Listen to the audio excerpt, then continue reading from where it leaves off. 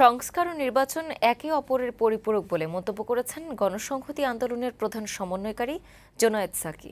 সকলের সাথে আলোচনা করে দ্রুত নির্বাচনের সময়সীমা নির্ধারণেরও আহ্বান জানিয়েছেন তিনি। শনিবার সকালে জাতীয় প্রেস ক্লাবে গণসংলাপে অংশ নিয়ে তিনি এসব কথা বলেন। সাকি বলেন, আগামী দিনের ক্ষমতায় জনগণের কাছে জবাবদিহিতা নিশ্চিত করতে হবে। ৭২-এর সংবিধানের ক্ষমতা কাঠামো বদলানোর প্রতিও গুরুত্বারোপ করেন জোনায়েদ সাকি। যারা এই দেশকে এইভাবে ধ্বংসের দিকে ঠেলে দিতে চাইছে তাদেরকে অবশ্যই বিচারের মুখোমুখি হতে হবে।